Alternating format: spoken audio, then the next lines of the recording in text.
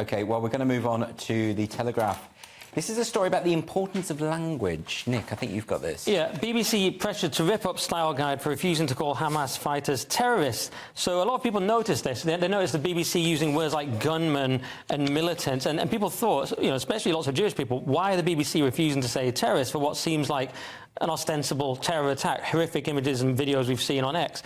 And the answer is it comes down to the BBC style guide, where they Is that right? So yeah, they don't want to call them terrorists, and presumably because of a concern about impartiality, no doubt. And obviously it's hard, but this is a clear example, I would say, of that going wrong.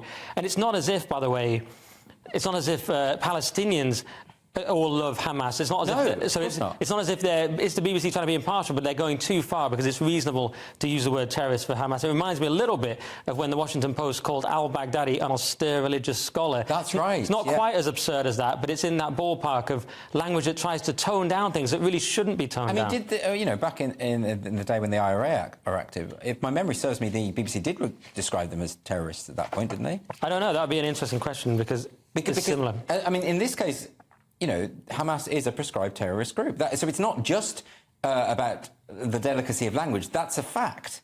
So it's just in terms of accurate reporting, surely they should be described as terrorists.